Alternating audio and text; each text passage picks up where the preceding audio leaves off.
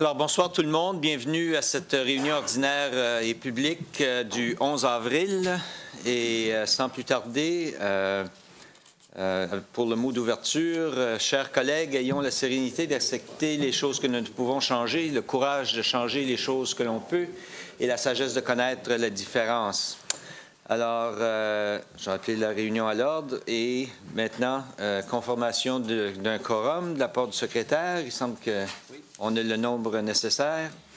Et est-ce qu'il y a des déclarations de conflit d'intérêt? Aucun conflit d'intérêt. Alors, on va procéder avec l'adoption de l'ordre du jour. Si je peux avoir une proposition par le conseiller Cormier, appuyé par le conseiller Leblanc, que l'on approuve l'ordre du jour tel qu'il est présenté. Ceux qui sont en faveur signifient-le par un oui. L'avis contraire par un non. Alors, l'ordre du jour est accepté. I should have mentioned at the opening. Et j'aurais dû mentionner au début, pour ceux qui en auraient besoin, il y a des écouteurs pour la traduction simultanée en arrière de la salle, s'il vous plaît. Allez les chercher. Merci, si vous en avez besoin. Item 7.1. Avant la réunion, ce soir, j'ai reçu un appel du superintendant Beauchesne pour nous aviser que pour des raisons personnelles, il ne pourrait pas être ici. Il était trop tard pour avoir un remplaçant. Alors, si vous avez des questions au sujet du service Kodiak de la GRC, je vous encourage à soumettre les questions à notre directeur général pour des suivis et telle chose. Alors, si vous en avez, vous pouvez soit le faire maintenant ou le faire par courriel à notre DG. Ça vous va? Alors, merci. On va passer maintenant au prochain item, 7.2, présentation de Kodiak Transit, service régional, et pour un rapport sur les petits autobus par Mme Angela Alain. Alors, bonsoir, bienvenue, welcome. Oui. Bonsoir, Monsieur le maire, les membres du conseil et tout le monde. Je vous remercie pour l'opportunité de présenter ce soir. Ma présentation est bilingue, mais je vous présente en anglais. Merci. Merci.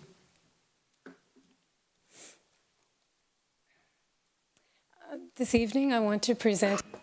Ce soir, j'aimerais vous présenter un résumé de l'examen des petits autobus effectué par le personnel sous l'égide du comité dont le conseiller Cormier en est membre. Les résultats ont déjà été présentés à un comité. Le comité de gouvernance avait donné le mandat au personnel d'examiner l'utilisation de petits autobus dans d'autres municipalités pour déterminer si ça coûterait moins cher d'acheter et de maintenir et d'exploiter. Kodiak Transpo n'a pas d'expérience directe avec des minibus. On n'a que eu des autobus réguliers de 40 pieds. Afin de faire ces recherches, on a pris différentes mesures et on va vous présenter les grandes lignes ce soir. On a commencé en examinant plusieurs études publiées. On a trouvé 6 rapports effectués par d'autres agences gouvernementales ou d'autres experts conseils avaient préparé. On a communiqué avec 11 villes qui ont des petits autobus sur les routes et nous avons fait des essais de 3 différents modèles, de 3 différents fabricants que les fabricants ont envoyés à notre garage. Plusieurs d'entre vous ont essayé ces autobus, dont plusieurs ont été sur nos routes pendant 6 jours. Et on avait différents devis aussi pour déterminer la possibilité de différents modèles. On a dû regarder les considérations liées au coût global. On a développé un modèle des coûts en utilisant les coûts de cycle de vie minimum de l'Association canadienne des transports. Et nous avons dû considérer la capacité de charge également, qui n'est pas la même chose que l'achalandage. Et on a dû regarder ces capacités de charge aujourd'hui et à l'avenir, parce qu'il faudrait que l'autobus dure jusqu'à 18 ans. Une des études principales était l'étude de Madison, effectuée en 2014 par un cabinet d'experts conseils, et nous avons également utilisé une étude de l'administration fédérale des transports sur le cycle de vie utile d'autobus et de fourgonnettes. Ici, voilà différents modèles disponibles. C'est juste un exemple. Il y en a nombreux qui existent. Chacun est conçu pour des fins particulières. Alors, voici les modèles que nous avons envisagés. Le parc actuel a une durée de vie moyenne de 18 ans. Alors, il faudrait que tout autobus dure au moins 18 ans. On en a certains actuellement qui durent 26. 18 ans, ce serait un minimum. On a cherché des autobus qui répondraient à ces exigences parce que ça répondrait à nos exigences de planification du parc de véhicules. Les recherches identifient clairement différents segments du marché qui sont plus appropriés pour des petits autobus, y compris des routes communautaires. Mais nous n'avons pas de trajet communautaire ici dans ces régions. Ce sont des trajets qui emmènent des personnes âgées des foyers à des centres d'achat, par exemple. C'est un service hors circulation de pointe. Ce ne serait pas nécessairement des services aux 30 minutes. Il y a aussi dans les nouveaux lotissements, on pourrait utiliser des petits autobus pour répondre à la croissance plus rapidement. Normalement, dans les transports en commun, on attend à ce qu'il y ait une haute densité avant d'ajouter un trajet d'autobus. Alors ça, c'est une option entre-temps. Aussi, pour les nouveaux quartiers résidentiels, les petits autobus sont une bonne option où il y a moins de demandes de façon générale. Et là où il y a des problèmes de manœuvrabilité également, actuellement, tous les sections de la ville sont conçues pour accommoder ces autobus de 40 pieds. Mais si on voulait offrir des services dans des foyers de soins ou dans d'autres établissements de soins, par exemple, les autobus de 40 pieds ne pourraient pas nécessairement tourner de bord. Alors, une grande partie des recherches portées sur l'analyse financière. Il faut se souvenir que les coûts de la main-d'œuvre ne changent pas malgré les dimensions de l'autobus. On a quand même fait une modélisation des coûts financiers et voici nos résultats. Il s'agit d'un coût un peu plus faible à l'acquisition. Il y a une meilleure économie de combustible qui varie bien sûr selon le modèle, mais on peut le valider parce qu'on l'a validé d'ailleurs dans nos essais. Les petits autobus constitueraient un deuxième parc de véhicules. Les fabricants de qui nous, on achète normalement, ne fabriquent pas de minibus. Alors, ce serait un deuxième parc d'autobus carrément. Et bien sûr, ceci peut... il y a de nouveaux coûts alors directs liés à la gestion et l'entretien de cette flottille de minibus. Alors vraiment, nous, on cherchait un autobus très robuste qui aurait un cycle de vie d'au moins 18 ans. Je vais sauter ici parce qu'on n'a pas de trajets qui sont si courts. Il y a deux modèles de coûts ici. Ici, ça représente les trajets 93 Champlain et 95 Amiraux, parce que les deux se chiffrent dans les 90 km par an. Alors, si un autobus était affecté à un trajet de 90 000 km par année sur 14 ans, après 14 ans, il aurait 1,2 million de kilomètres. Et c'est vraiment la fin de vie d'un autobus. C'est la distance kilométrique qu'on utilise pour identifier lorsqu'un autobus est remplacé, parce qu'on mesure nos autobus par le kilométrage plutôt que l'âge comme tel. Alors, dans ces deux autobus, pareil, sauf leur dimension, les deux ont un cycle de vie de 18 ans, mais à 90 000 kilomètres par année, ils ne dureraient que 14 ans chacun, et ceci donc seraient les coûts sur 14 ans. Le petit autobus très robuste coûte un tout petit peu plus cher. Ce serait $2 200 de plus par année sur 14 ans, surtout en raison des besoins en inventaire et en entretien.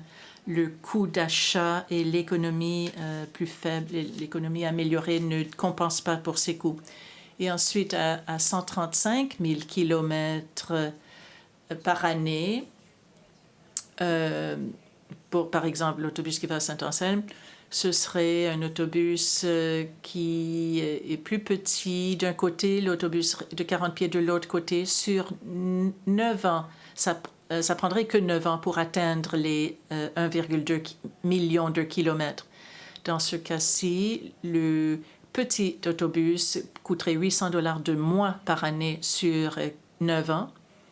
Et je ne sais pas si c'est évident, mais c'est en raison de la meilleure économie de combustible, en raison de la distance accrue de ce trajet.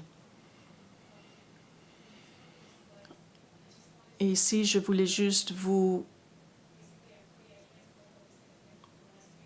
expliquer ce qu'on vise à Kodiak Transpo depuis quelques années. On essaye de remplacer les autobus. On n'essaye pas d'agrandir le parc. On a de l'équipement qui est ancien. Il faut qu'on les remplace au fur et à mesure. Et je sais que Dieppe aussi le fait. On commence à faire de la budgétisation de réserve pour s'assurer que le service des transports en commun demeure durable, parce qu'un achat d'autobus est un gros achat. L'année dernière, nos mécaniciens, pour la première fois d'ailleurs, on a donné des devis pour un autobus de 40 pieds pour standardiser les pièces de nos véhicules. L'objectif étant de réduire les coûts de façon générale. On essaye de réduire l'inventaire, réduire les exigences parce qu'on n'a pas d'autobus standard. On a des autobus usagés qu'on a achetés de différents fabricants. On a des démonstrateurs qui n'ont pas les mêmes essieux, les mêmes portes. On a différentes pièces et il faut avoir toutes ces différentes pièces pour ces différents modèles. On essaye d'éviter cela à l'avenir et voilà pourquoi nous voulons normaliser le parc d'autobus. C'est ce que nous essayons de faire et nous allons continuer à le faire. Moncton vient juste de commander 9 autobus qui n'arriveront que l'année prochaine. Mais c'est quelque chose qui prend du temps, mais quelque chose qui vaut l'investissement puisque ça nous donnera des résultats à l'avenir. Ce servira à aider nos coûts d'entretien. En résumé, voici le genre de trajet que le personnel va revoir pour cette utilisation éventuelle de minibus. Alors, tous les trajets communautaires qui seraient offerts, on envisagerait des plus petits autobus et tout nouveau trajet résidentiel. Ce serait à ce moment-là, c'est un bon moment d'envisager des petits autobus lorsqu'on envisage un nouveau trajet. Et à titre d'information, le Conseil de Moncton nous a autorisé d'agir de ce sens parce qu'on n'a pas de plan de croissance. On va, au fur et à mesure, remplacer le parc de véhicules. Alors, voici l'orientation générale que nous voulons prendre. Et je vais m'arrêter là. Et si vous avez des questions, ça me ferait plaisir d'essayer d'y répondre. Et merci du temps que vous m'accordez et merci du temps passé par le comité sur les transports en commun. Merci beaucoup. Les membres du Conseil. Monsieur le conseiller Cormier. Merci, Madame Alain, pour ta présentation. Thank you for your presentation. And, merci pour votre présentation. Et il y a matière à réflexion, c'est très bien. Merci. Merci aussi pour avoir donné suite à notre demande d'avoir un plus grand nombre de chauffeurs bilingues à Dieppe. Merci. Merci, c'était une bonne initiative. Je pense que c'est un meilleur service à la clientèle pour tous les clients. Le conseiller Godette. Merci, Madame Angela, pour votre présentation. Vous touchez exactement la question qui est souvent posée. Pourquoi avoir de si gros autobus, de si gros équipements qui se promènent dans la municipalité qui ne sont pas toujours remplis. Alors, je pense que vous avez bien expliqué les éléments qui constituent les coûts d'opération et je dois reconnaître que le coût du chauffeur, le coût du personnel, le coût d'administration et le coût de standardiser les équipements, c'est là qui est l'avantage. Et puis ça ne change pas que tu aies une grosse pièce d'équipement ou une petite pièce d'équipement. Surtout la standardisation si ce n'est pas dans la même ligne de construction. Et sur cet aspect-là, je vois que vous avez même pris connaissance des petits autobus ou des moyens autobus qui seraient à 30 pieds, mais faits par la même compagnie, donc avec les mêmes pièces, avec les mêmes standards, etc., qui pourrait peut-être être d'un avantage ou d'un intérêt, au moins d'un intérêt, parce que le coût d'acquisition sur 10 ans ou 12 ans, c'est à peu près 1 million de moins. Mais la durabilité semblerait à peu près pareille, avec le risque que de 10 ou 12 sièges par autobus serait acceptable. Je voudrais vous remercier aussi pour le fait que quand vous avez eu les petits autobus de différents fabricants qu'on a pu essayer, je les ai essayés, quelques-uns, et c'est là qu'on s'aperçoit de la stabilité et du confort des plus gros autobus qui sont beaucoup plus fiables. Alors, merci pour vous occuper de tout ce système-là qui n'est pas un cadeau à opérer à tous les jours. Merci. Merci. I thank you for your comments. Merci pour vos commentaires. Et vous avez mentionné une chose. On a aussi regardé les autobus plus petits et moyens. Il y en a qui ont une meilleure économie, meilleure autonomie, par exemple, mais ils n'ont pas la même fiabilité. Et la plupart des villes qui ont acheté ces autobus plus légers les font fonctionner que 5 ans à peu près parce que l'utilisation en milieu urbain est très dure sur un véhicule. C'est pour ça qu'on recommande, nous, les autobus heavy duty, les plus robustes. Et c'est vraiment c'est un gros investissement. On veut que il dure plus longtemps. Et on n'a pas l'intention de remplacer nos autobus aux 5 ans. Ce serait un gros virage pour nous. On pourrait les entretenir, mais selon nos analyses, ils deviennent plus coûteux en fin de compte. Si un autobus à moindre coût au début a besoin de plus d'entretien, ça coûte plus cher à la longue. Mais je pense que votre étude, puis les visites que vous avez eues des petits autobus ont clairement démontré qu'ils ne tenaient pas la route ou qu'ils ne tenaient pas le coup. Les avantages des plus gros autobus.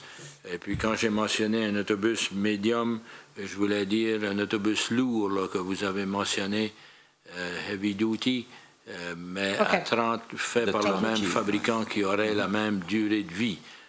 C'était ma réflexion. Alors, je pense que, au moins dans la situation actuelle, la question des plus petits ou plus modestes autobus, comme on les voit chez les fournisseurs ordinaires d'auto, là, non, ils ne font pas le poids. Merci, M. Godette. Monsieur le conseiller Béliveau. Merci, M. le maire. Ma question retourne peut-être aux chiffres que vous nous avez fournis ce soir. Il va pas avoir une grosse différence entre les 40 pieds lourds ou heavy duty et les 30 pieds heavy duty. Vous avez mentionné qu'il n'y avait pas une grosse différence entre le coût d'achat des deux modèles, que ce soit une 30 pieds ou une 40 pieds. C'est quoi la différence? Vous avez certainement ces chiffres-là pour être capable de faire la déclaration. Yes. It was about $40,000. C'est environ 40 000 de pied pour les modèles heavy duty, les modèles lourds que nous avons analysés. Un des autobus que le fabricant considère heavy duty, mais il n'a pas sa cote encore. Les deux modèles qu'on a regardés sont le New Flyer Midi et le Eldorado. La différence des prix était d'environ 45 000 de moins que le 40 pieds. Alors, le 40 pieds qui se vend à 550 000 et celui-ci serait à 460 000. Alors, il y aurait plus que 40 000 c'est environ 505 000 pour un 40 pieds, selon les prix d'aujourd'hui. Et le dollar américain a un gros impact sur le prix des autobus. Il faut acheter canadien. Oui, on achète canadien, fabriqué au Canada, mais la seule chose fabriquée au Canada, c'est la structure, le châssis. Le moteur vient des États-Unis. La plupart du fer, de l'acier, est fabriqué aux États-Unis. Et ceci a un prix. Peut-être que le volant est fabriqué au Canada, mais je suis d'accord avec vous, oui. Mais j'aimerais poser une autre question. Émissions des effets des gaz à effet de serre. Oui. Avez-vous des mesures qui indiquent qu'est-ce que les plus gros autobus émettent, en autre mot, son fameux carbon footprint, puis qu'est-ce que les plus petits autobus émettent? Avez-vous ces renseignements-là? Non, pas comme ça. On pourrait faire les calculs. On a un calcul que nous pouvons utiliser pour calculer les économies en gaz à effet de serre. On l'a fait pour le remplacement des autobus plus anciens. C'était environ 25 tonnes métriques en remplaçant 5 anciens autobus par 5 plus nouveaux. Ceci serait encore plus gros si c'était un plein trajet, parce que la plupart des autobus plus anciens ont des trajets de moindre kilométrage.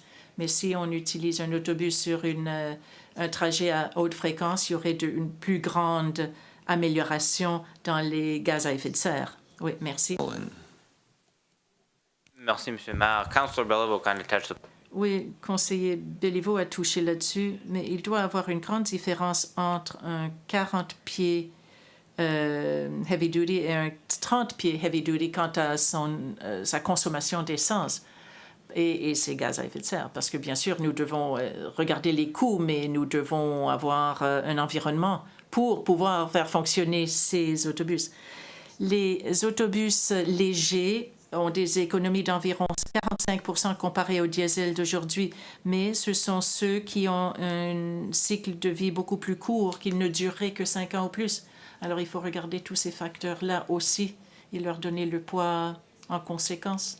Mais il y a une grande différence entre 10 et 45% d'économie d'essence, et ceci se trouve dans différents rapports.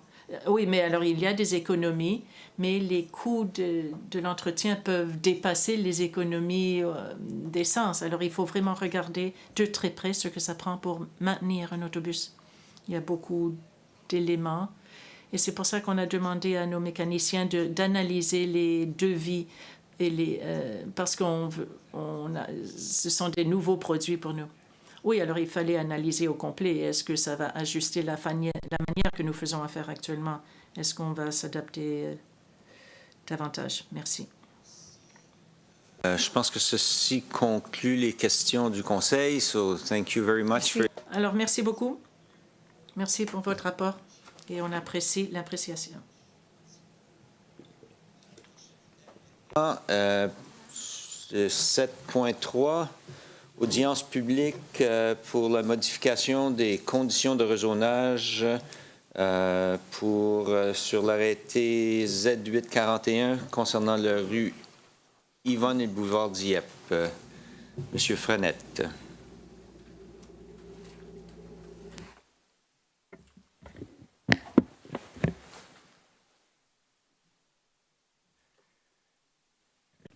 Donc, merci, Monsieur le maire. Comme vous venez de mentionner, ce soir, c'est l'audience publique suite à une demande du développeur du terrain de modifier 2 conditions au projet d'arrêté Z841.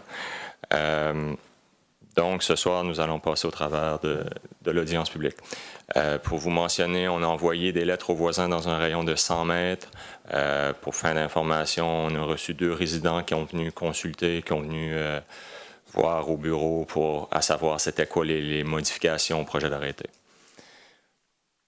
Donc, comme à l'habitude, la procédure de l'audience publique, on va parler du contexte, de l'historique, du site ou du secteur environnant, la description du projet proposé, donc les modifications, en parlant des réglementations actuelles et des changements proposés à l'arrêté Z841.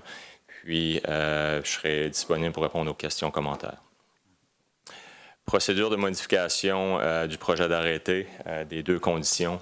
Le 14 mars, comme vous savez, il y a eu une résolution là, pour fixer la date de l'audience publique à ce soir. Le 14 mars, il faut le dire, la demande qu'on avait eue, c'était pour une réduction du bâtiment de 58 000 pieds carrés à 53 000 pieds carrés. Puis, depuis le 14 mars, on a eu une demande 10 jours après la résolution pour que le bâtiment soit réduit de 53 à plus ou moins 45 000 pieds carrés. Considérant que ce n'est pas une modification substantielle, on diminue, on n'augmente pas. Puis les avis dans les journaux mentionnaient pas le nombre exact. On a jugé bon qu'on pouvait continuer à poursuivre avec le processus là, tel que prévu. Donc, la deuxième avis d'un journal a eu lieu le 6 avril. L'audience publique de ce soir le 11. Suite à l'audience publique de ce soir, le comité consultatif en matière d'urbanisme va donner leur avis, leurs recommandations au conseil municipal lors de la réunion du 18 mai. Par la suite, lors de la réunion du 13 juin, le nouveau conseil pourra justement voter sur les modifications demandées. Donc, la requête, le propriétaire étant Sobeys Inc., le demandeur étant M. Joe Fiender.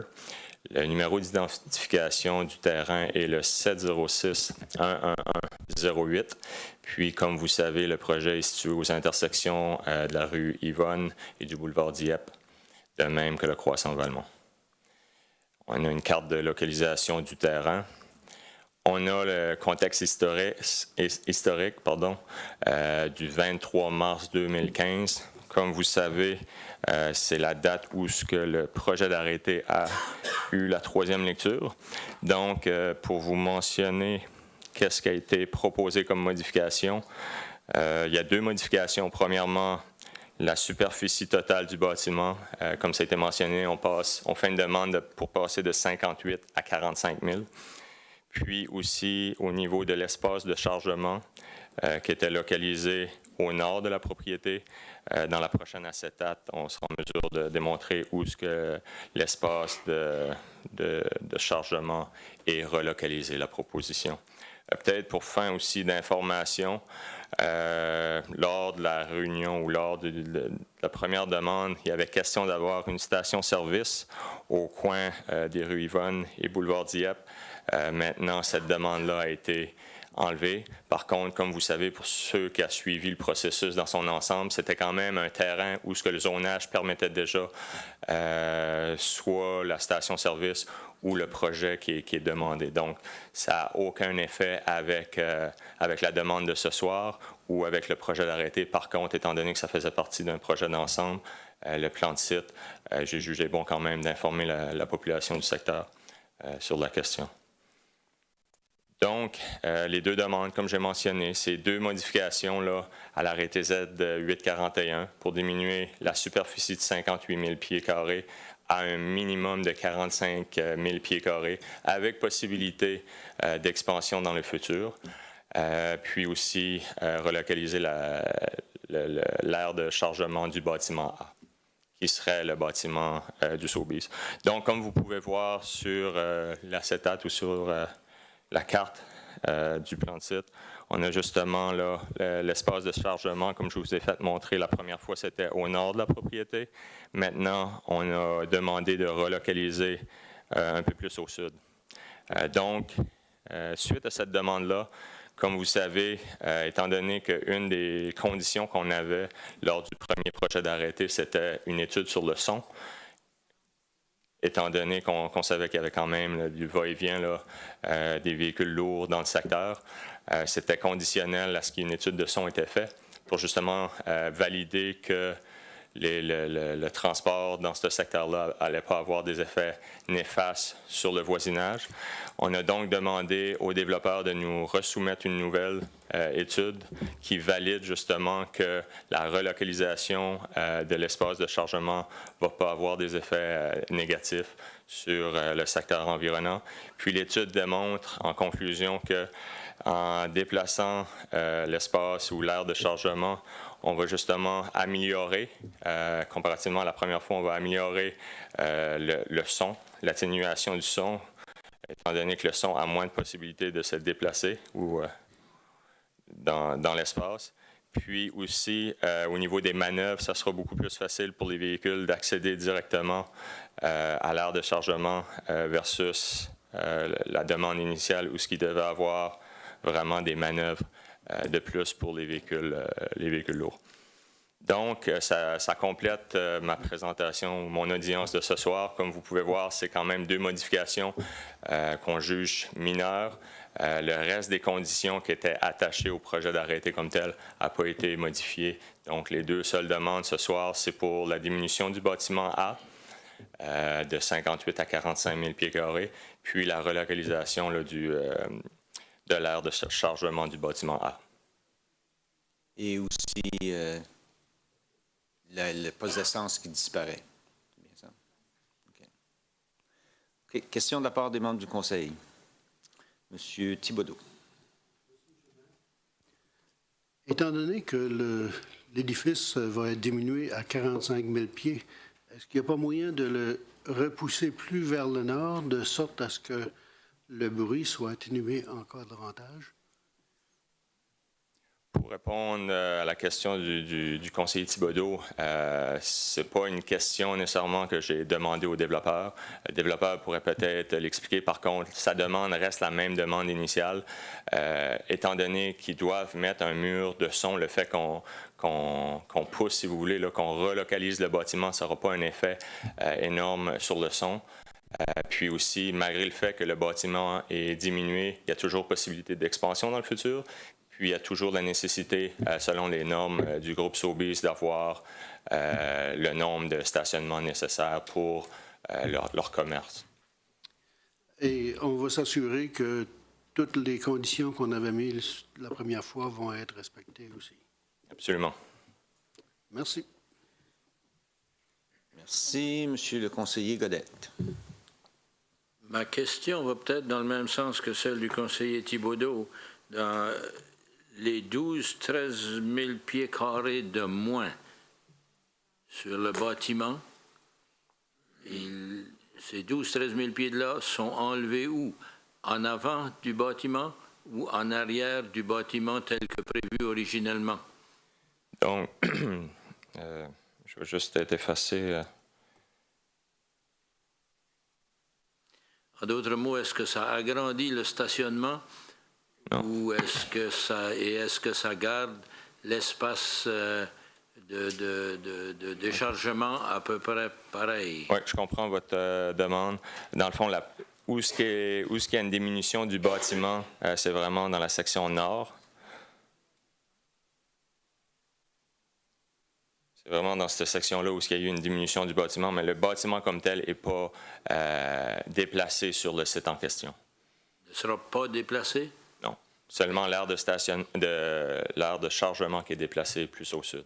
Et c'est ce qui vous permet de dire que peut-être éventuellement, si on voulait reprendre ces 12 000 pieds carrés-là, on pourrait le faire sans affecter les conditions qui étaient plus difficiles pour les résidents de la rue Yvonne. On garde, comme j'ai dit tantôt, comme j'ai mentionné tantôt, les mêmes conditions restent. Le mur anti-son demeure. C'est vraiment là où la nuisance du son, c'était la condition qui était nécessaire. Donc, non, même s'il y a un agrandissement dans le futur, on diminue plutôt. Puis, on a quand même reçu une lettre d'intention qu'il y a possibilité qu'il prendrait de l'expansion. Puis, effectivement, si c'est plus grand, encore une fois, si c'est plus grand que ce qui avait été proposé sur le plan de site, si on on doit encore demander une étude de modification par rapport au son, on le demandera en temps et lieu. Oui. Merci. Est-ce qu'il y a d'autres questions? Sinon, merci pour votre présentation. Est-ce qu'il y a des questions du public? Je vois quelqu'un du coin que je reconnais, là. Ça va? OK. Alors, merci, M. Frenette. Avant de passer aux questions du public, je vois M. Veil ici, qui est sans doute ici pour nous parler de la Journée de la Terre. Alors, je te prierais de t'avancer, peut-être nous en parler un peu. Merci, M. le maire, chers conseillers et conseillères. C'est ça, je suis passé juste vite vous remercier déjà à vous et l'Hôtel de Ville et les citoyens de Dieppe pour encore une fois soutenir l'événement. C'est toujours un plaisir de voir Moncton, Dieppe, Riverview, la province venir ensemble avec des compagnies, des partenaires comme les Amis de l'Environnement qui fait partie de la banque de TD. C'est ça, on est nos plus gros partenaires. Puis j'encouragerais tous les citoyens d'aller voir le site web Jour de la Terre, metromoncton.com. En anglais, earthdaymetromoncton.com. Puis on a beaucoup d'activités. Je vais juste les énumérer brièvement. À 9 h du matin, il va y avoir un gros cours de yoga pour tous les âges, tous les niveaux, avec des petits cadeaux, des petits sacs avec des petits cadeaux pour les 100 premiers participants. À 10 h du matin, la section avec les exposants et les éducateurs va ouvrir et sera ouvert jusqu'à 4 h de l'après-midi. Dans cette section-là, qui est la bâtisse principale du marché des fermiers de Moncton. Je n'ai pas mentionné que l'événement se prend place au marché des fermiers de Moncton.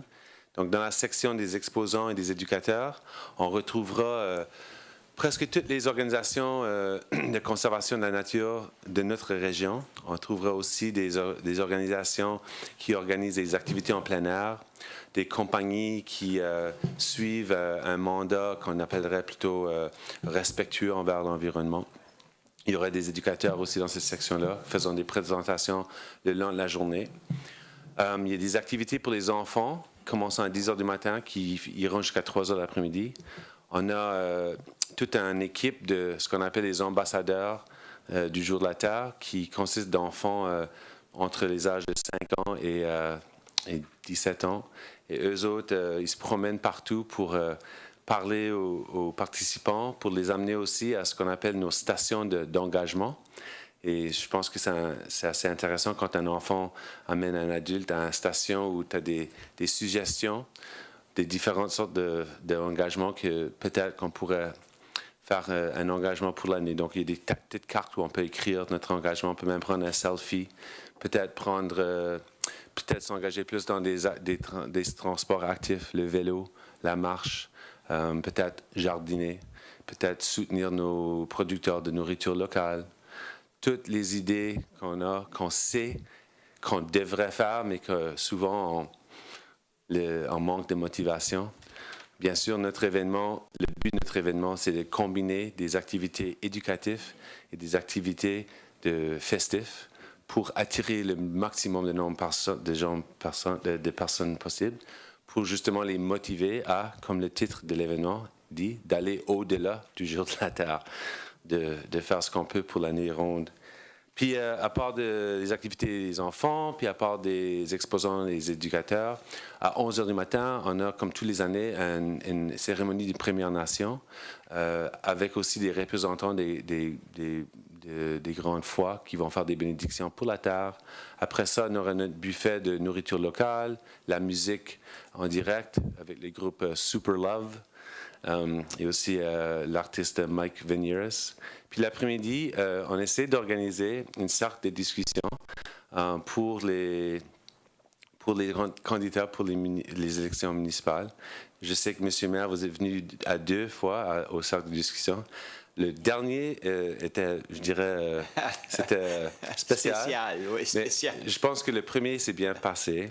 Ouais. Et celui-ci sera comme le premier avec... elle s'appelle Joan Melia, elle vient d'Elsburg, et c'est elle qui va diriger le cercle. Puis c'est que des des candidats pour les élections. Le dernier, on avait des membres du public et on va dire qu'on avait quelqu'un qui avait envie de parler beaucoup. Quelque chose que je comprends, mais disons que, voilà, en tout cas, c'est ça, en gros, ce qui se passe cette journée-là. On aimerait bien vous voir si votre horaire vous le permet. Et encore une fois, pour le public, c'est le site web, c'est jourdelaterremoncton.com, jourdelaterremetromoncton.com. Puis, je ne peux pas vous remercier assez. Votre soutien nous aide beaucoup. Et quand, M. le maire, vous êtes venu et quand les conseillers vous venez, que ce soit pour aider avec le buffet, parce que c'est quelque chose d'autre que vous avez fait aussi dans le passé, aider avec le buffet et mon ami Paul qui est avec les sentiers Petit Codillac, Sentinelle Petit Codillac et Jean qui fait aussi partie du club optimiste, des groupes aussi qui ont participé beaucoup à notre événement. En tout cas, pour moi, c'est toujours le but, c'est de venir vous remercier et de vous inviter, vous encourager de participer. Mais aussi, le but, c'est aussi de nous rappeler de la date de l'événement. Ah oui, merci. Faites bien votre job, monsieur. C'est le 24 avril, ce qui veut dire que ce n'est pas ce dimanche, mais le prochain dimanche. La date officielle du Jour de la Terre, c'est le 22 avril, mais nous, on fait toujours l'événement sur un dimanche. Donc, c'est le 24 avril. C'est ces affiches ici qu'on voit un peu partout dans la ville, avec la ville de Dieppe, juste là. Puis, merci beaucoup pour me rappeler de ça. 24 avril. Merci. Merci beaucoup, M. Veil. Est-ce qu'il y a des questions de la part des membres du Conseil? Je sais qu'il y a plusieurs membres du Conseil qui y ont participé au cours des années, puis j'espère bien qu'on vous verra là. Merci. OK, bien, je vous remercie. Puis laissez-moi savoir si vous pouvez venir à la sortie de discussion. Okay. Merci bien. Bye-bye. Bonne soirée. Alors, est-ce qu'il y a des questions du public ce soir? Monsieur... Si vous voulez vous identifier, s'il vous plaît, au micro.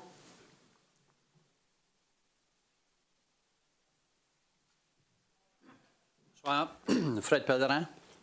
Bonsoir. J'ai une question. 2 semaines passées, j'ai pris le temps de sortir les plans pour les plans et devis pour la construction de la patinoire ovale. Puis, le fait que j'opère une usine où on fait de la fabrication de produits de pierre. J'ai examiné les plans, puis on demandait pour la fabrication d'un banc fait en granit. Puis, j'ai préparé un prix, puis là, j'avais un obstacle où je n'avais aucune information sur les noms de contracteurs à qui que je devais soumettre ce prix. Donc, j'ai envoyé un courriel à une personne qui était nommé sur le site de la ville pour une liste des noms de contracteurs généraux qui avaient sorti les plans, qui allaient en intérêt de soumettre un prix pour la construction de la patinoire. Puis j'ai reçu le message suivant. Nous ne pouvons malheureusement pas partager cette liste. Toutefois, vous pouvez vérifier avec NBON. Je n'ai pas pu avoir l'information de NBON. Puis j'ai fini par être limité à où que je pouvais soumettre des prix. Puis, en effet, l'approche qui a été utilisée empêche à tous les sous-traitants qui auraient voulu soumettre sur ce projet-là, qui n'ont pas été invités par ceux-là, les contracteurs généraux qui ont sorti les plans pour soumettre, ils sont empêchés de participer. Puis, il y a une possibilité que aussi ça pourrait finir par occasionner des augmentations de coûts à la municipalité. La chose que je veux savoir, là, c'est pourquoi que Dieppe est la seule institution que je connaisse où qu'on garde l'information de ceux qui ont sorti des plans pour des constructions de projets municipaux. On garde ces informations-là secrètes, puis où que moi, je me soumets des prix partout en Amérique du Nord sur différents projets, puis jamais que j'ai rencontré une situation où on ne veut pas donner l'information volontairement sur demande. Sur ça, j'aimerais savoir comment ça fait qu'on a ce genre de système-là ici à Dieppe. Monsieur Mélenchon. Je regarde mon collègue Stéphane. Est-ce que la demande est allée à ton bureau pour accès à l'information? Alors, la seule chose que je peux faire, M. Pellerin, Je peux dire que je ne suis pas souté du fait que je suis payeur de taxes ici à Dieppe. Je suis citoyen. Puis le fait que je veux soumettre un prix sur un projet ici, qu'une partie des taxes que je paye va envers défrayer les coûts de ce projet, puis je ne peux pas participer. Ce n'est pas tolérable. Peut-être que vous pouvez rencontrer notre directeur général après la réunion pour l'informer de la personne avec qui vous avez consulté. Puis à partir de là, on pourra peut-être regarder dans la chose. Il n'y a pas de problème avec ça, mais quand même, ce n'est pas une approche à suivre parce que j'en suis convaincu que cette approche-là ne donne pas toujours le meilleur prix à la ville. Merci pour votre opinion, puis je vous encourage encore une fois à discuter avec notre DG. Merci bien. Est-ce qu'il y a d'autres questions du public? Sinon, nous allons passer à l'adoption des procès-verbaux de la réunion ordinaire du Conseil tenue le 29 mars. Pour la proposition, M. le conseiller Leblanc, appuyé par la conseillère Dallaire. Est-ce qu'il y a des questions? Questions, M. Nolan. Merci, M. le maire. 10.5.2, l'appuyé, il y a une erreur dans le nom du conseiller qui a appuyé. C'est le mien, là. C'est un ON, mais c'est un AN. C'est correct la version anglaise, mais pas en français. Ça a été mal épelé? Oui. Ah, OK. On fera la correction. OK. Merci. Merci. La seule question? Oui. Alors, si ceux-là qui sont en faveur de l'approbation du procès-verbal tel qu'il a été présenté avec la correction de typing, si je peux utiliser l'expression, de dactylo, signifiez-le par un oui. Ceux de l'avis contraire par un non. La résolution est adoptée telle que présentée. Maintenant, pour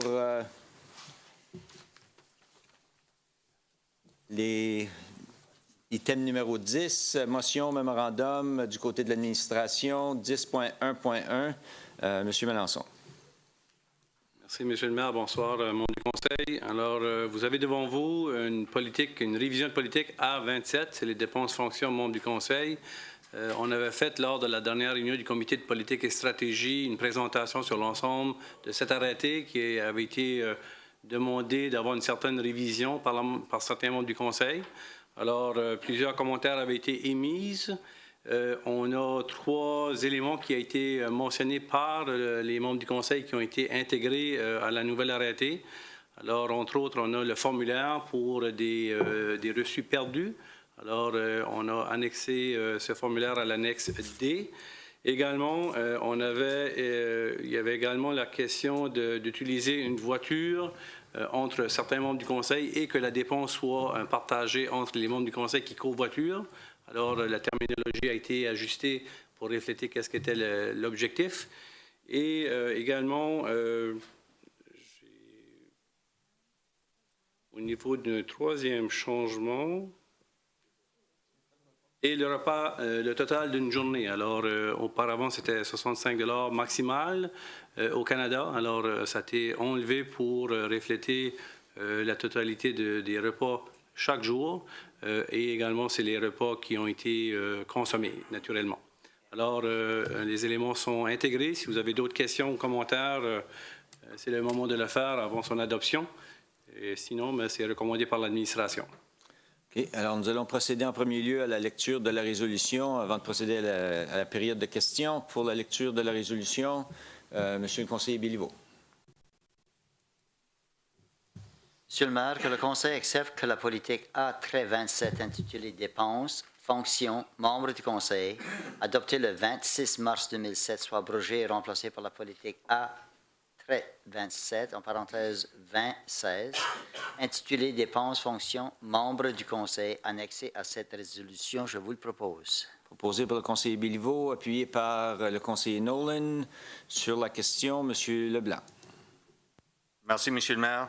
Lors de la dernière réunion, il y avait une intervention du conseiller Béliveau de savoir, genre un petit résumé de les autres municipalités lorsque ça arrive à les délégations des membres du conseil sur, exemple, l'FTM, puis la FMNB et tout.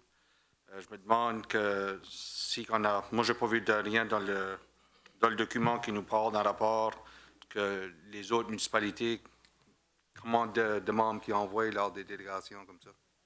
Oui. Monsieur Simard, je crois que oui. Il a travaillé. Merci, M. le maire. Donc, oui, la vérification a été faite. Ça varie beaucoup. On a vérifié avec les villes comparables.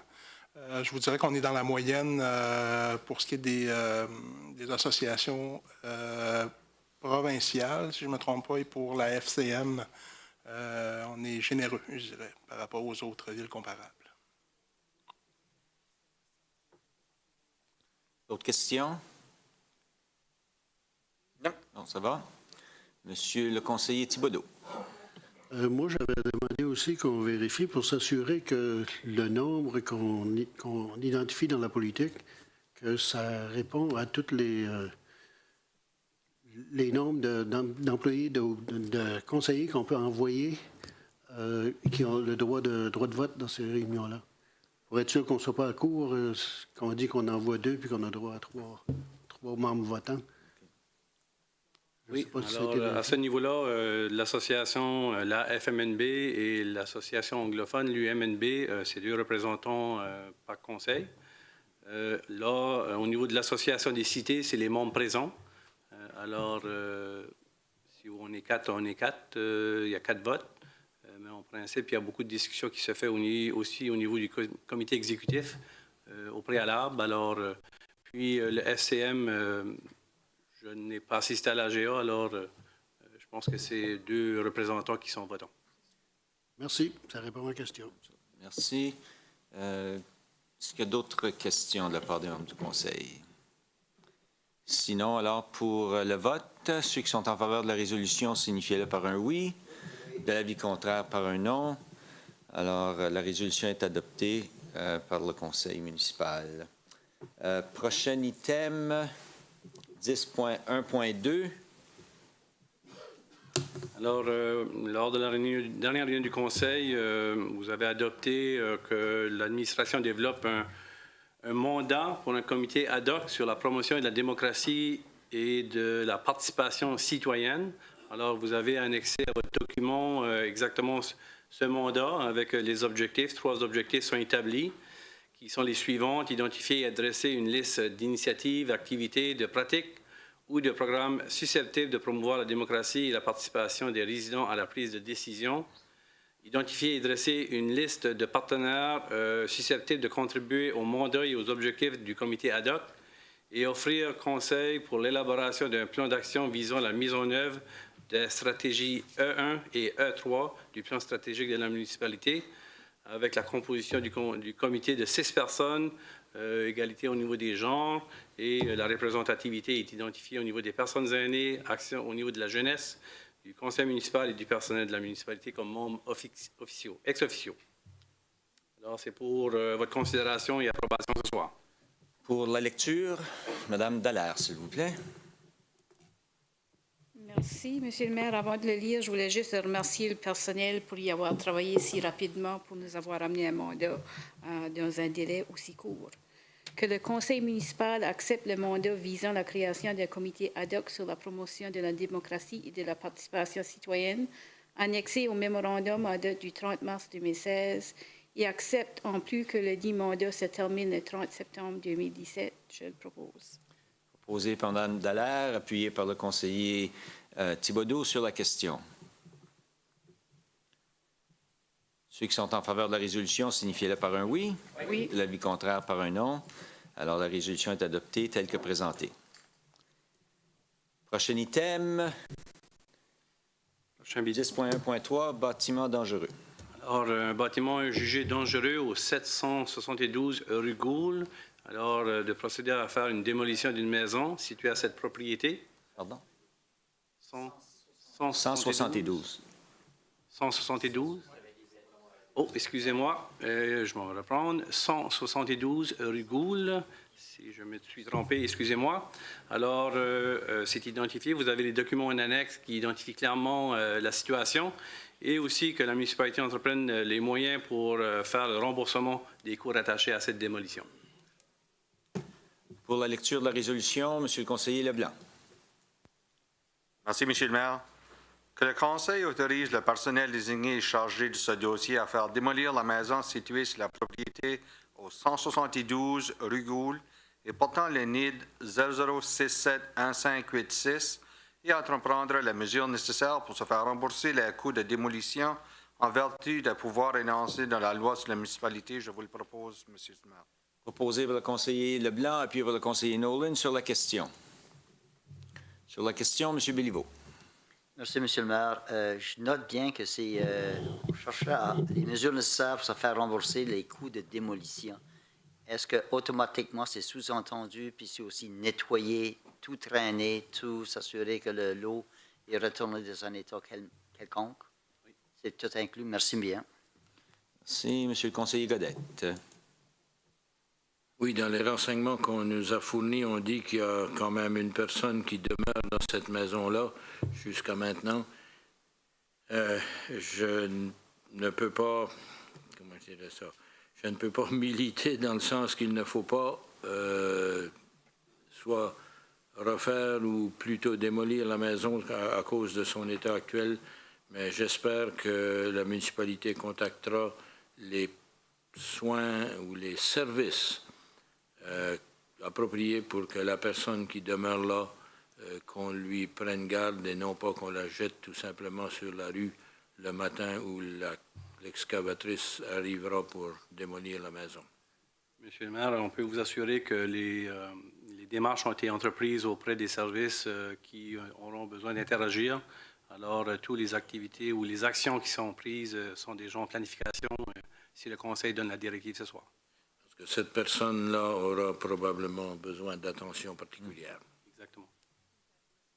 Merci. Alors, s'il n'y a pas d'autres questions, ceux qui sont en faveur de la résolution, signifiez-le par un oui. L'avis contraire par un non. La résolution est adoptée telle que présentée.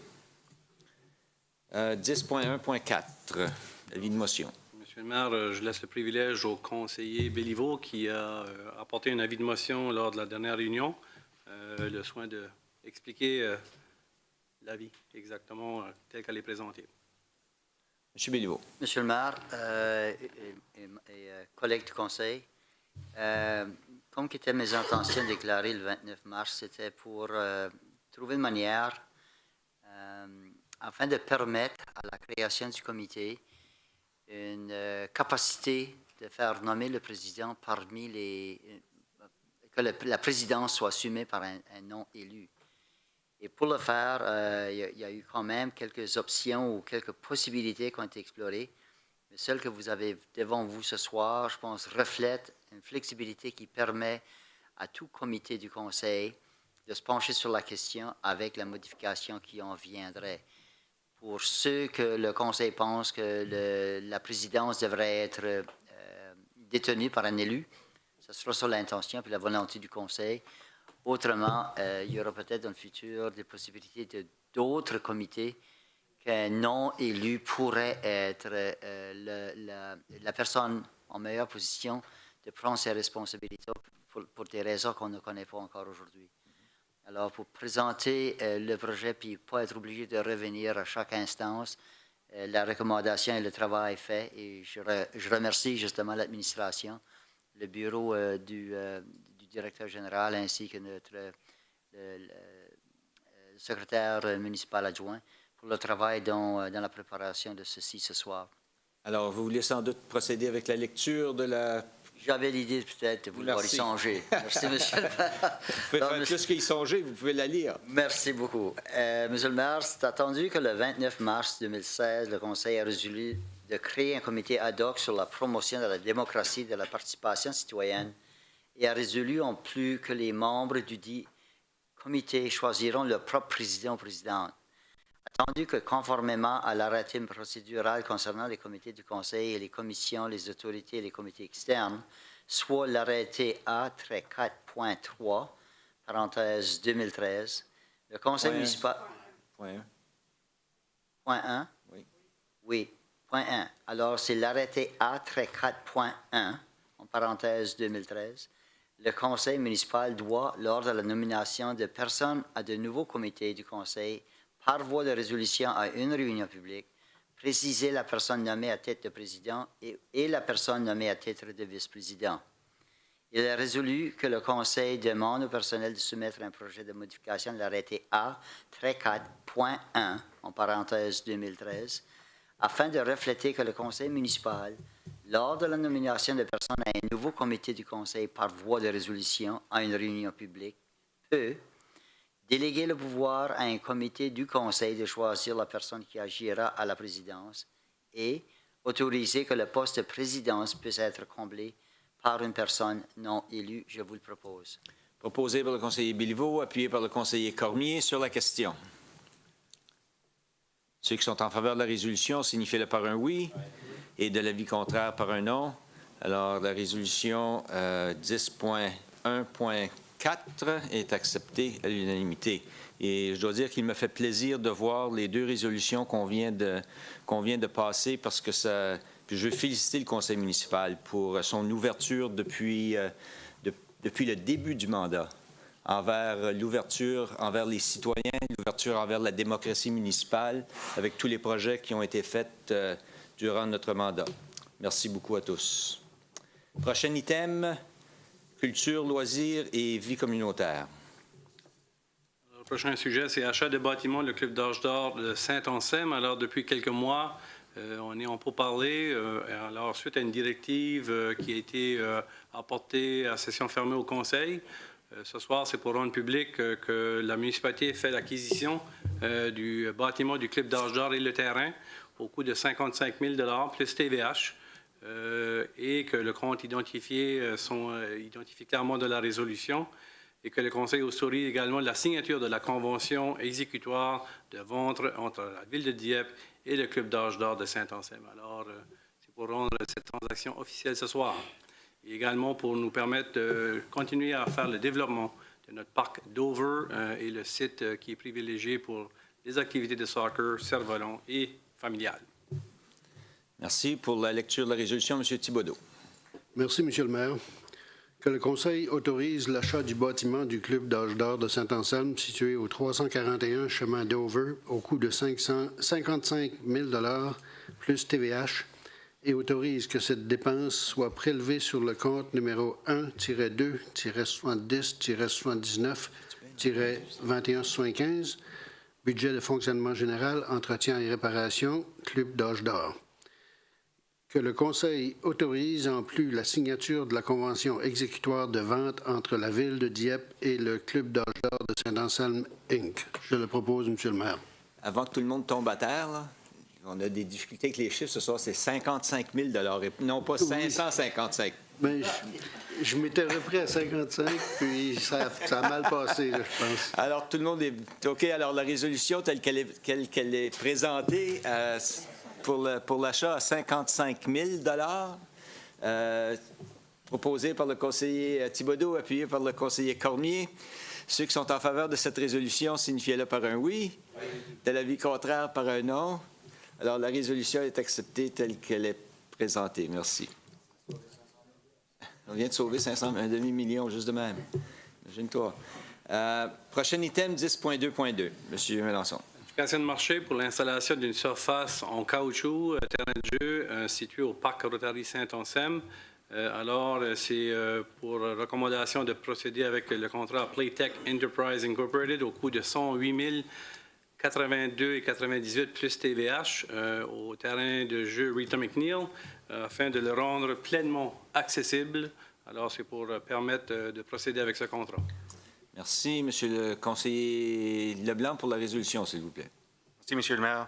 Que le Conseil adjuge le marché visant l'installation d'une surface en caoutchouc sur un terrain de jeu municipal à Playtech Enterprise Inc. au coût de 108,82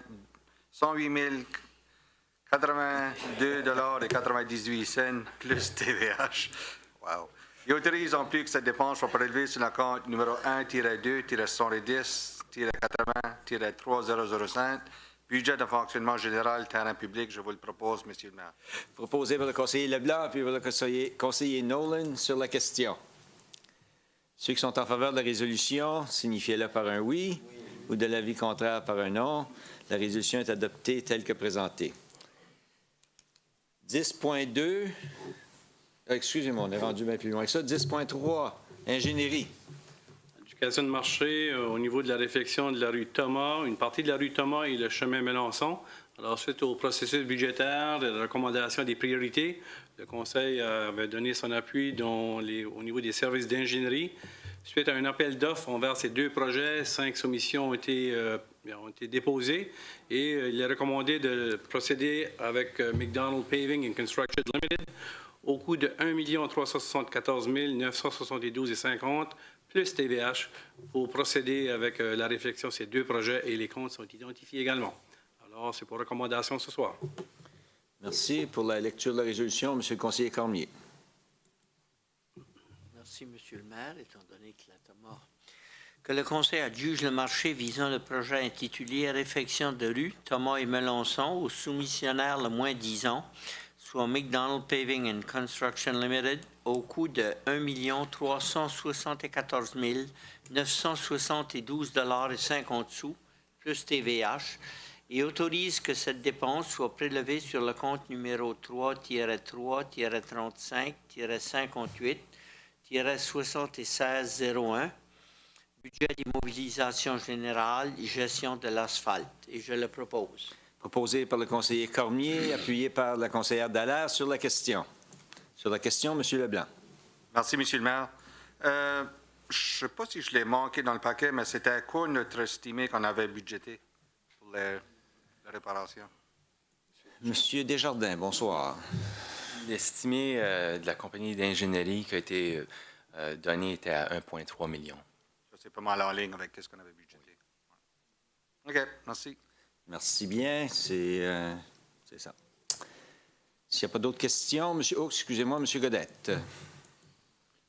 Oui, je remarque qu'une bonne partie du projet consiste à raboter ou enlever une partie de l'asphalte existant pour remettre une couche par après en dessus.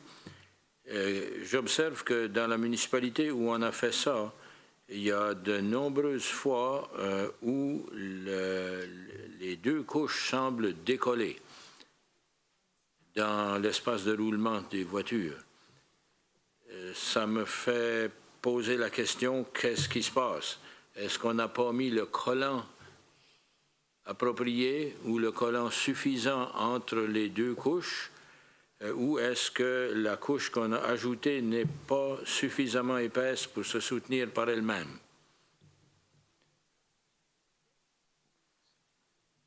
Je serais curieux de savoir quelle rue on fait référence, mais on pourra certainement regarder. On peut descendre la Miro, je sais que ce n'est pas la même situation tout à fait. On peut descendre le boulevard Dieppe en partie. On peut descendre plusieurs rues comme ça, où on a des galettes qui sortent, c'est là qui se séparent complètement. Je pense qu'en particulier, le boulevard Dieppe, je sais qu'il y avait eu des problèmes au bout de dans la section près de la rue Champlain, c'est bien ça? D'aller jusqu'à... Oui, il y en a là aussi. Ça n'était un bon coin, là. Normalement, ça, c'est quand même un secteur comme le boulevard Dieppe. On parle quand même de presque une dizaine d'années, je crois, au niveau de la construction puis l'asphaltage de cette rue. Plus rapidement qu'on arrive puis qu'on enlève la surface puis qu'on la remplace avec de l'asphalte nouvelle, moins que ces conditions-là se produisent. Donc, avec le bon programme de préservation d'asphalte que le Conseil a adopté quelques années passées, puis les montants qu'on place pour justement faire de la maintenance préventive, ces situations-là vont se reproduire de moins en moins. C'est ce qui a attiré mon attention, c'est que justement, ça semble arriver plus vite que ce qu'on prévoyait, ce dommage-là. Ma question, c'est est-ce qu'on ne l'a pas collé comme il faut, ou est-ce qu'on l'a mis dans la pluie, ou ça ne colle pas, ou est-ce que la surface qu'on a ajoutée n'est pas assez épaisse ou d'assez de qualité pour se soutenir? Un peu pour peut-être me répéter, je crois que l'installation était datée. Si on allait arriver à faire un programme de maintenance plus rapidement, cette situation ne se reproduirait pas sur ces routes-là.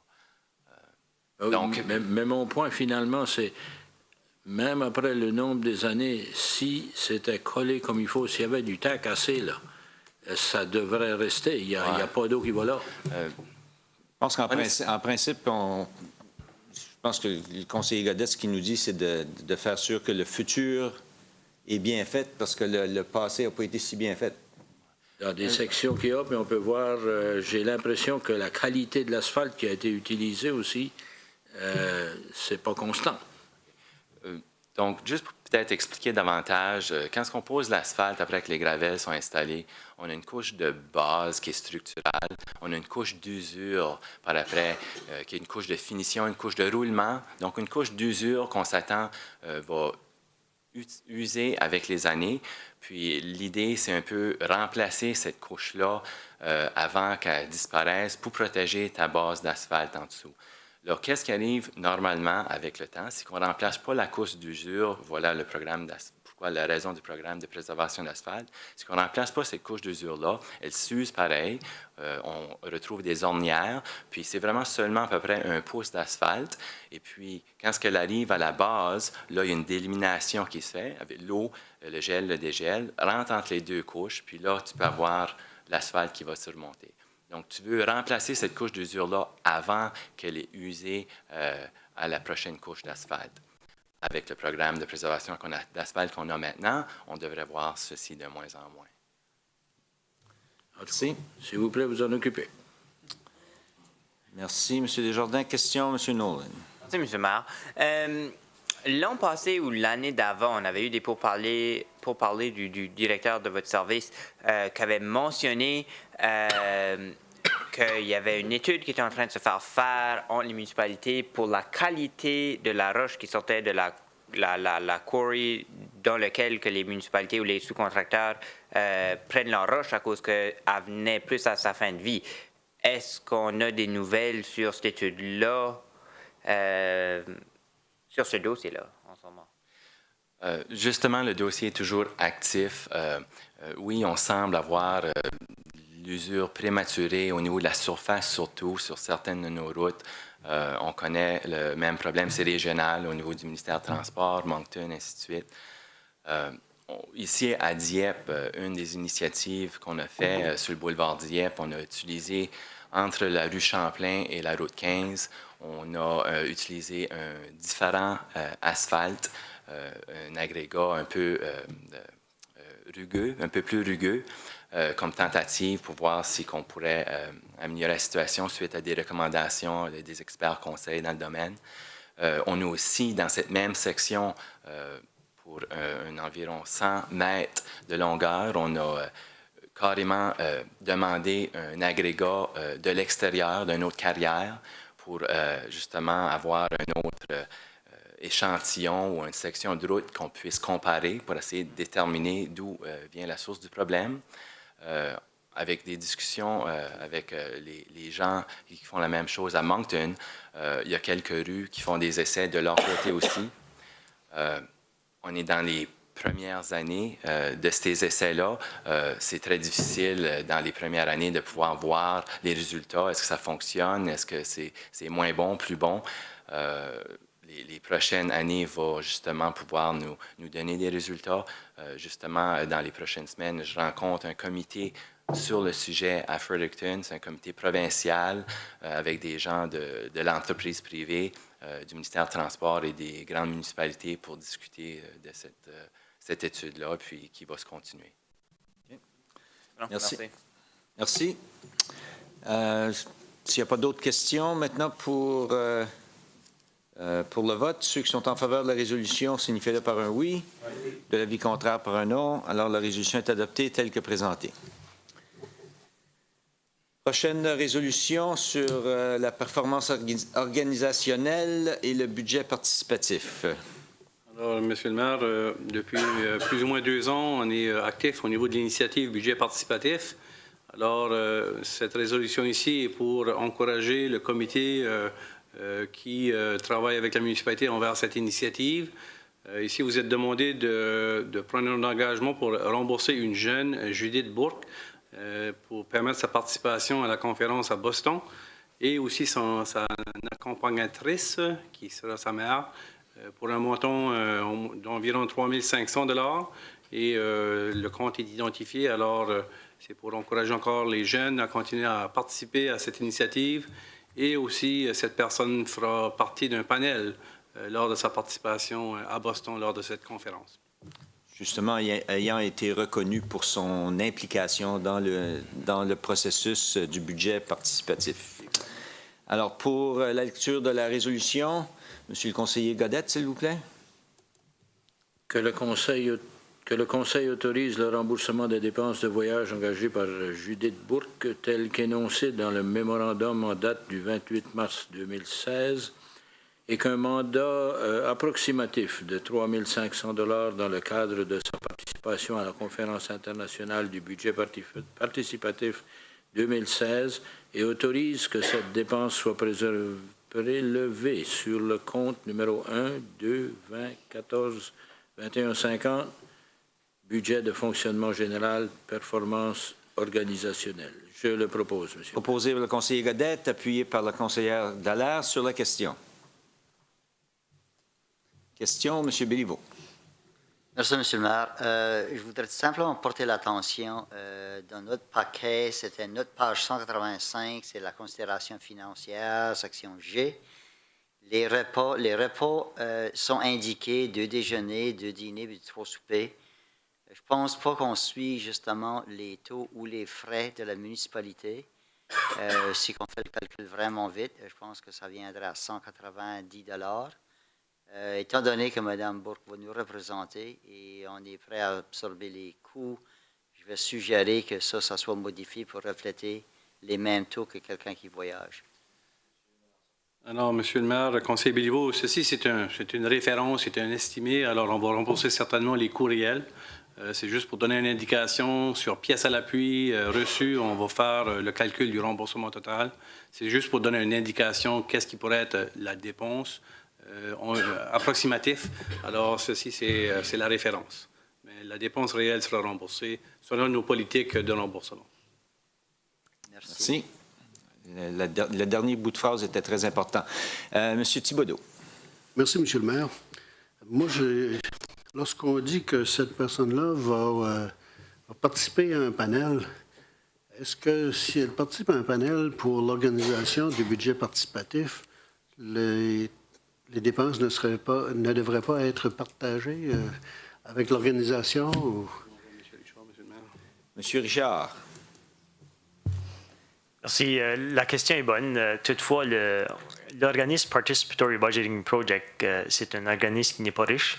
C'est un organisme à base de bénévoles qui contribuent énormément. Donc, ayant participé à la dernière conférence en 2014, il n'y a pas de farfelu. Et ils profitent des gens qui participent à la conférence comme conférenciers également. Donc, dans leur cas, ils n'ont pas le financement aussi. Il faut le sous-là pour payer pour les conférenciers. OK, merci. Je dois dire que, à moins que ce soit vraiment des conférences internationales de haut niveau, ayant moi-même participé à plusieurs panels de discussion de développement économique à Nantes, à Halifax, entre autres. Non, tu payes pour tes dépenses. Puis tu fais gain d'expérience. D'accord, mais j'espère que si on lui paye ce montant-là pour y aller, qu'on va pouvoir profiter de son expérience, justement, puis qu'elle va continuer à s'impliquer dans le projet de budget participatif à la municipalité. Merci, M. Thibodeau. Monsieur le conseiller Godette. Oui, je voudrais féliciter Mademoiselle Judith pour son audace et puis sa facilité d'expression. Alors, ce n'est pas pour rien qu'elle a eu le bénéfice d'avoir des articles, justement, des articles de journaux concernant le budget participatif. Et je voudrais encore une fois la féliciter de sa capacité de pouvoir s'exprimer et de nous faire valoir. Et je reconnais qu'elle est de bonne souche. Alors, elle continue la tradition de sa famille Et j'en profite, étant donné aussi les commentaires positifs que vous avez faits, Monsieur le maire, pour le projet du budget participatif. J'en profite pour suggérer que les prochains exercices du budget participatif soit monté ou que le montant disponible soit augmenté à au moins 1% de notre budget de fonctionnement municipal. Et je pense que c'est un exercice qu'on appellerait populaire qui donne aux gens, particulièrement les jeunes dans l'expérience qu'on a vécue ici, qui leur donne l'opportunité de s'exprimer sur leur façon de voir le développement de notre communauté. Merci, monsieur, pour vos commentaires. Alors, s'il n'y a pas d'autres questions pour la résolution, ceux qui sont en faveur de la résolution, signifiez-le par un oui, ou de l'avis contraire par un non. Alors, la résolution 10.4.1 est acceptée. 10.4.2. Monsieur le maire, ici, on a un rapport qui est en gestation sur le processus du budget participatif que la municipalité a entamé. Ici, on demande au comité directeur du projet du budget participatif d'en prendre connaissance des résultats de la recherche et aussi de nous faire l'évaluation du premier cycle et d'arriver avec des recommandations pour le conseil que vous puissiez les considérer. Alors, le commentaire du conseiller Godette et tous les commentaires qu'on a reçus ici autour de la table et du public vont être pris en connaissance de ces résultats et on va leur demander de nous arriver avec des recommandations pour la prochaine étape s'il y a. Il reste à eux autres à nous en faire la recommandation. Merci bien. Alors, pour la lecture de la résolution, monsieur le conseiller Thibodeau. Merci, monsieur le maire. Que le Conseil demande au comité directeur du projet de budget participatif DIEP d'étudier les résultats de recherche et d'évaluation du premier cycle du dit projet en vue de présenter ses recommandations au Conseil d'ici la mi-septembre 2016 quant au bien fondé d'un deuxième cycle. Je le propose, monsieur le maire. Proposé par le conseiller Thibodeau, appuyé par le conseiller Cormier sur la question. Madame Dallaire. Merci, monsieur le maire. Si j'aurais une suggestion peut-être à faire, ça serait une fois que le comité aura pris connaissance puis qu'il y aurait des recommandations, au lieu que ça vienne directement au conseil pour action, peut-être le court terme de l'action, mais pour le long terme, je suggérerais que les recommandations aillent au nouveau comité ad hoc qu'on crée pour que ça fasse partie de l'évaluation de comment est-ce qu'on engage les gens plus génériquement. Parce que c'est certainement que ça sa place, mais ça devrait faire partie d'une évaluation plus large que ça. Et peut-être aussi faire partie d'un ensemble, comme vous l'avez suggéré. Monsieur le conseiller Godette. Oui, j'espère qu'on verra le bien fondé de la continuité de ce projet-là, du budget participatif. Et j'en profite pour répéter que j'aimerais de voir qu'on y consacre au moins 1% du budget de fonctionnement général de la municipalité qui soit disponible, flexible pour ce comité-là à utiliser comme projet d'intervention pratique dans la communauté. Merci. Monsieur le conseiller Béliveau. Merci, monsieur le maire. Vous avez noté qu'à l'ordre du jour ce soir, il n'y a pas une deuxième résolution qui a été avancée de ma part. Et la raison, c'est qu'après avoir eu discussion sur le sujet, on va laisser justement l'exercice de l'évaluation et de l'analyse. Et avec la recommandation que la conseillère Dallaire a faite ce soir, je pense qu'il devrait se pencher évidemment sur la question de rendre le budget participatoire, ou au moins de le considérer, pour qu'il devienne justement un programme. Alors, si ça devient un programme, alors évidemment, sa chance de survie, étant donné que c'est un exercice annuel, est par la nature même quelque chose qui se répète année après année. Alors, pour cette raison-là, j'ai cru bon de tout simplement laisser l'exercice se faire et laisser justement l'analyse ainsi que le travail ad hoc également se pencher et être capable de remettre des recommandations. Merci. Merci. Alors maintenant, je ne vois pas d'autres questions.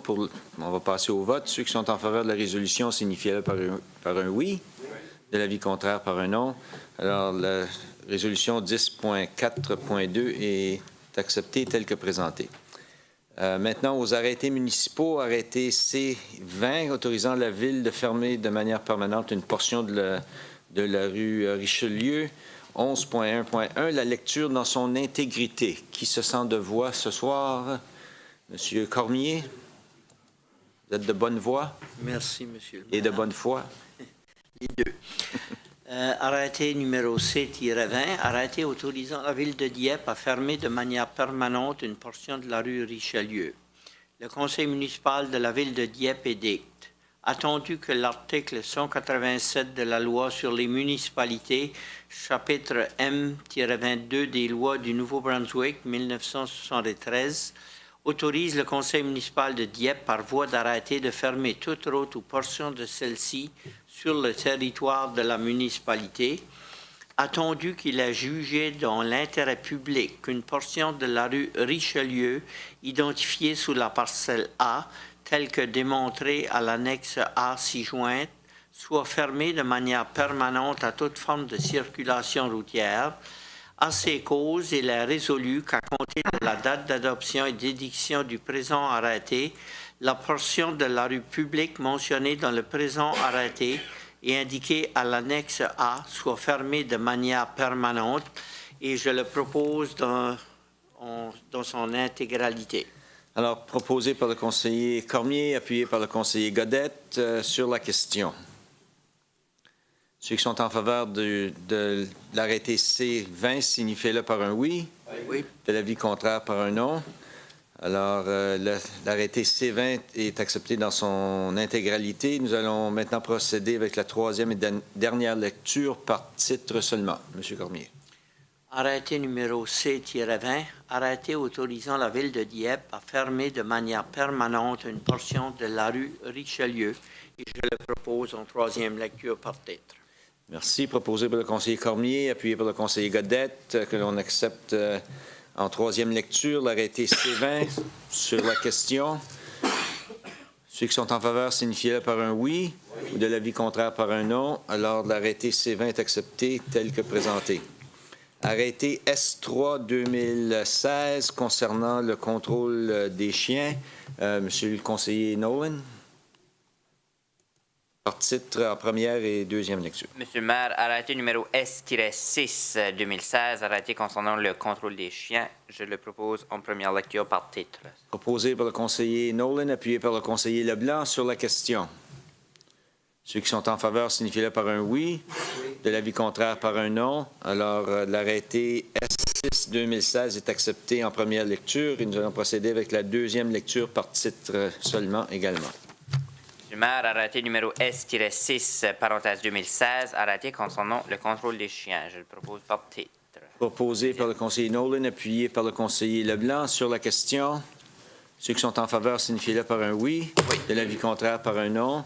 Alors, l'arrêté est accepté en deuxième lecture par titre seulement. Item 13.1, arrêté numéro 9, 28-2016, 2016, arrêté modifiant l'arrêté numéro 9 portant sur la réglementation de la circulation routière.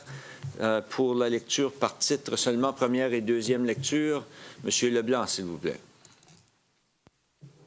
Arrêté numéro 9, parenthèse 28-2016, arrêté modifiant l'arrêté numéro 9 de la municipalité de Dieppe portant sur la réglementation de la circulation routière. Je vous le propose en première lecture par titre seulement. Proposé par le conseiller Leblanc, appuyé par le conseiller Cormier sur la question. Ceux qui sont en faveur de la résolution... Oh, excusez-moi, question, M. Béliveau. Merci, M. le maire. Essayez d'aller plus vite que le violon. Alors, on va ralentir le violon. Je me demande qu'est-ce qu'on veut faire sur les deux côtés, tout le long de la rue. Pas de stationnement, du stationnement, qu'est-ce que c'est au juste? Ici, c'est interdire le stationnement sur cette partie de cette petite rue-là qui est rattachée à la rue Notre-Dame.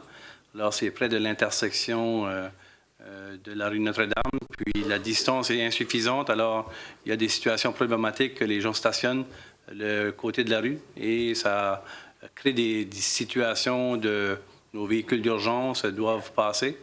Et avec la construction qui s'en vient ici cet été, on a cru bon et sage l'interdire immédiatement puis de régler la situation. Alors, est-ce que l'arrêté, comme que je la vois devant moi, est clair à ce point-là, que ça veut prévenir le stationnement sur les deux côtés de la rue? Oui, c'est ajouté, c'est bien ça, c'est ajouté à les rues qui ne peuvent pas stationner? Exactement, c'est ajouté à la section que interdit de stationner. Merci pour la clarification. Merci pour la question. S'il n'y a pas d'autres questions, ceux qui sont en faveur d'accepter l'arrêté tel que présenté par titre, signifiez-le par un oui. Oui. L'avis contraire par un non. Et nous allons maintenant procéder avec la deuxième lecture, encore une fois par titre seulement. Monsieur Leblanc. Arrêté numéro 9, parenthèse 28-2016. Arrêté modifiant l'arrêté numéro 9 de la municipalité de Dieppe portant sur la réglementation de la circulation routière. Je vous le propose en deuxième lecture par titre seulement. Alors, proposé par le conseiller Leblanc, appuyé par le conseiller Cormier. Sur la question, M. Nolan. Merci, M. le maire. Est-ce qu'on a évalué la rue Cousteau, vu qu'elle est évidemment juste en face, la possibilité, si il y a des véhicules... Question sur l'arrêté lui-même, M. Nolan. Si vous avez une question sur une autre rue, il faudra la soumettre à l'administration pour qu'on puisse avancer. OK. Merci. Alors, c'est une bonne idée. C'est une bonne idée, mais ce n'est pas la place. Merci. Alors, s'il n'y a pas d'autres questions, ceux qui sont en faveur de l'arrêté de la proposition d'arrêté en deuxième lecture, signifiez-le par un oui. Oui. Ceux qui sont contre par un non. Alors, l'arrêté est accepté en deuxième lecture. Item 12, est-ce qu'il y a des avis de motion? Sinon, on va procéder avec les demandes de renseignement et annonces des membres du Conseil, en débutant avec Monsieur le conseiller Béliveau, s'il vous plaît. Aussitôt que j'allume votre micro. Merci. Merci bien. Monsieur le maire, membre du Conseil, le public, j'ai eu l'honneur de représenter la municipalité le 30 mars à la remise d'un prix de mérite ou de remerciement à la municipalité décerné par l'organisation, l'Institut de recherche atlantique sur le cancer. Monsieur le directeur général y était également. J'espère que je ne manque pas autres personnes qui étaient là. Et c'était justement de notre support envers leur campagne capitale. Alors, ça a été une belle rencontre. Également, Monsieur le maire, j'ai assisté à l'AGA de notre fameux YMCA. Évidemment, j'ai pu constater et apprendre qu'il y avait quand même des membres de Dieppe qui fréquentaient, qui étaient membres de cette organisation-là. Et je dois les féliciter pour le travail qu'ils font pour aider les jeunes.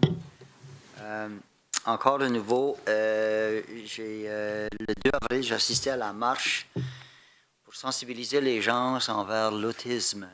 Ça a eu lieu un samedi matin.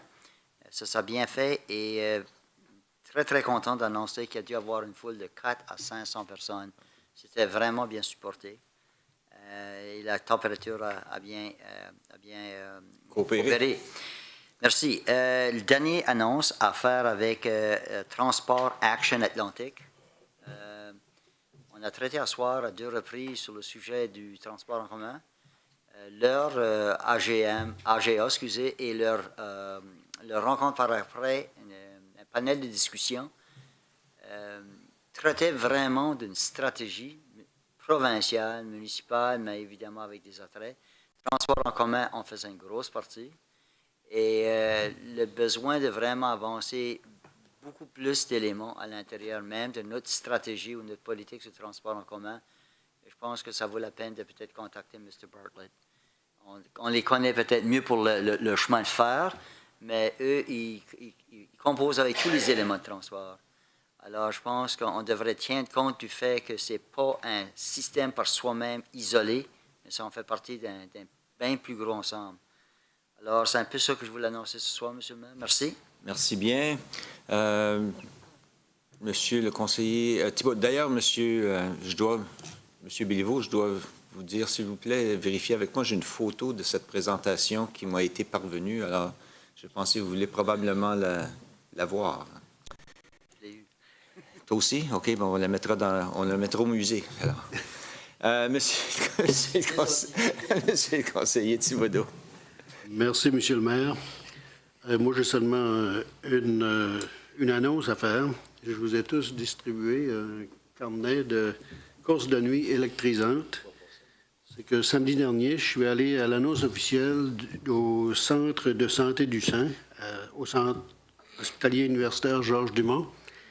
Et puis, il y a eu l'occasion de visiter le centre et aussi on nous a annoncé qu'il créait cette année, le vendredi 24 juin, à 21h, une course de 5 km ou marche au profit du Centre de santé du sein de Moncton, avec célébration au Centre de santé du sein après la course. Les fonds amassés aideront à fournir des prothèses et soutiens-gorge aux patientes atteintes du cancer du sein. Alors, je vous invite à bien vouloir participer ou en faire l'annonce à tous les gens que vous connaissez. J'en ai quelques copies que je remettrai à Annie pour en faire la publicité aussi. Merci, c'est tout pour moi. Merci bien, Monsieur le conseiller Cormier. Merci, Monsieur le maire. Tout simplement, j'aimerais inviter les citoyens et les citoyennes à un déjeuner qui aura lieu au pavillon Rotary, mercredi de la semaine prochaine, le 20 avril. C'est organisé par le Comité des citoyens et citoyennes aînés de Dieppe et les profits seront versés à l'Arbre à l'Espoir. Alors, c'est à 9h, mercredi prochain, le 20 avril. On ne refuse pas les jeunes, mais c'est organisé par le Comité des citoyens aînés de Dieppe. Merci. Vous voulez les recruter plus jeunes pour les avoir plus longtemps comme membres. C'est ça. Je pense qu'on a tout compris ça. Monsieur le conseiller Godette. Oui, hier, dimanche soir, j'ai eu l'occasion d'aller au festival de musique pour la section des seniors. Je sais que le conseiller Thibodeau était là en après-midi pour les juniors. C'est toujours impressionnant de voir les talents que nous avons dans la région et qui se font valoir. La section d'harmonie hier soir était de notre école Carrefour de l'Acadie. Alors, ça m'a fait bien plaisir de remettre au nom de la municipalité 3 enveloppes de reconnaissance à ceux qui avaient gagné leur catégorie en piano.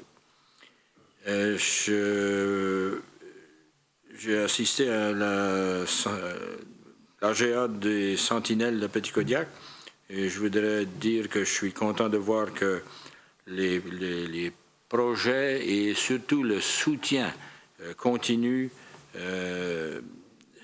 s'avèrent toujours actifs pour que la rivière Petit-Kodiak reprenne sa vie normale. Aussi, les AGA de la SANB qui a eu lieu à Chédiac, mais qui impliquait toute la région, et je voudrais encore une fois signaler que la SANB a retrouvé un conseil actif qui pourra reprendre le collier pour faire avancer les projets qui sont chers à l'Acadie, particulièrement du Nouveau-Brunswick. Alors, il ne faut pas décompter cet organisme-là qui est très important pour nous autres. Et aussi à l'AGA de 3+, qui s'assure de veiller au bien-être et au progrès économique de notre région. J'aimerais de poser la question, je ne sais pas si le directeur général sait qui est allé à l'exposition d'équipements lourds qui a eu lieu la dernière semaine. Au Colisée, il y avait des équipements et des pièces et des concepts vraiment intéressants pour nous autres. Est-ce qu'il y a quelqu'un ou qui est allé de notre personnel? Je vais demander à M. Bourque si quelqu'un des travaux publics est allé. Je n'ai pas les noms des personnes qui ont été, mais ça a été discuté à une de nos rencontres. Et puis, il y a quelqu'un qui devait y aller, mais on pourrait vous faire circuler l'information demain. Mais est-ce qu'ils sont allés? Parce que moi, quand je suis allé, il n'y a personne qui avait vu le personnel de la ville de Dieppe encore.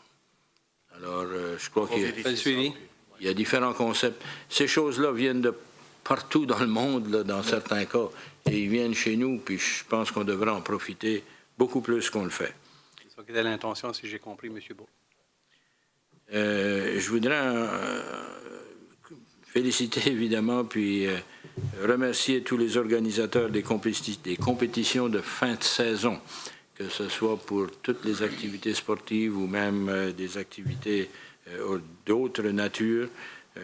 C'est les reconnaissances et les compétitions de fin de saison. Alors, merci pour vos initiatives et votre énergie que vous mettez au développement de la communauté.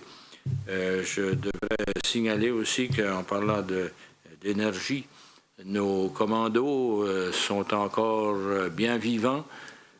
Je ne sais pas quelles pilules ils ont pris ou s'ils vont trouver des pilules pour se débarrasser de leur grippe, mais c'est certain que de la manière que ça joue là, ils ont besoin d'être en forme.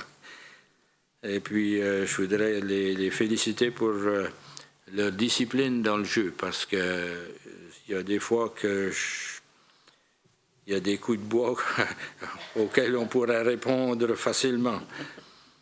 C'est beaucoup de composites actuellement, mais ça frappe aussi dur.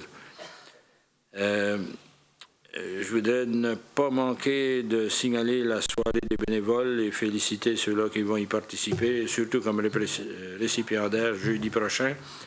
Et je voudrais signaler que demain matin, au déjeuner du deuxième mardi du mois, à chaque mois, il y a un groupe qui organise une conférence d'intérêt d'actualité. C'est à l'Igloo. Commence le déjeuner à 8h30 et la conférence à 9h.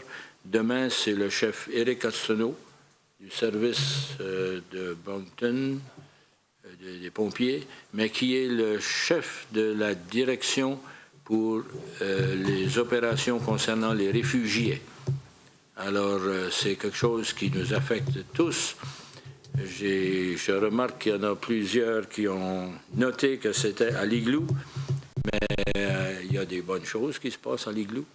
Et puis, ça, c'en est une à chaque deuxième mardi du mois, des conférences sur un sujet d'actualité.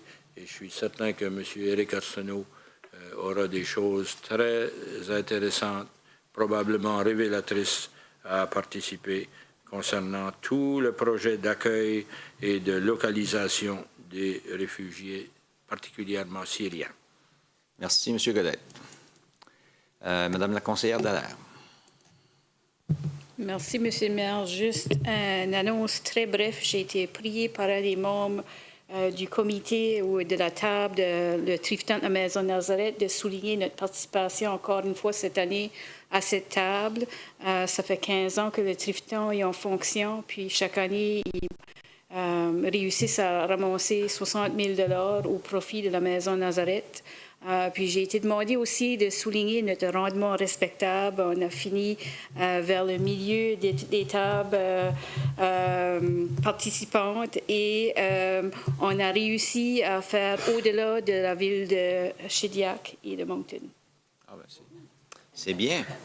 Très bien. Félicitations. C'est tout? Monsieur le conseiller Nolan. Merci, M. le maire. Donc, pour retourner à l'arrêté numéro 9 dont on a proposé ce soir l'amendement, ma question était selon les lignes, est-ce qu'on peut faire l'ajout de la rue Cousteau dans la lecture en intégralité lors de la prochaine réunion ou est-ce qu'on doit aller d'avant avec un nouveau projet d'arrêté essentiellement? Monsieur le maire, je pense que ce serait la première action, ce serait d'évaluer la situation. On n'a pas eu de situation de rapporter au niveau du stationnement. La rue est aussi un petit peu plus large que la Doucette. Alors, je pense que la première chose, ce serait d'évaluer la situation puis voir si c'est problématique. Et par la suite, on pourrait vous revenir en temps et lieu. Parfait, merci. Puis essentiellement, pas essentiellement, mais demain aura lieu le funérail régimentaire de la gendarme Sarah Beckett, qui a perdu la vie lors de l'exercice de ses fonctions le 5 avril en Colombie-Britannique. Donc, j'encourage la population d'Yep ainsi que le personnel de la municipalité à porter du rouge demain pour démontrer leur respect à ses collègues et à sa famille. Donc, son funérail régimentaire devrait se passer vers entre midi et 2 heures, l'heure de la Colombie-Britannique. Donc, c'est ça. C'est tout. Merci, Monsieur le conseiller Leblanc. Merci, Monsieur le maire. Je n'ai pas d'annonce à faire ce soir. Merci. Alors, moi, juste deux faits que je veux signaler. Premièrement, l'excellente performance de M. Travis Cormier, présentement résident de Dieppe, mais natif de Saint-Antoine. Il faut que je souligne Saint-Antoine. Sans ça, l'ancien maire de Saint-Antoine va m'en vouloir. J'espère que tout le monde a bien dépensé leur budget pour les votes hier soir. Alors, félicitations à M. Cormier. Et aussi, félicitations à notre équipe de ringuettes U16 du Nouveau-Brunswick qui jouait à London la semaine dernière. L'équipe comprend d'ailleurs plusieurs jeunes filles de Dieppe qui ont perdu en quart de finale en temps supplémentaire contre l'Ontario. Alors, ils ont quand même fait très belle prestance, considérant qu'ils ils s'en allaient au tournoi classé 18e sur 20 équipes et sont quand même perdus en temps supplémentaire en quart de finale qui fait que ça a été quand même une belle performance de nos jeunes. Alors, sans plus tarder, je pense que ça met fin à notre réunion de ce soir. Merci à tous pour votre patience. Bonne fin de soirée.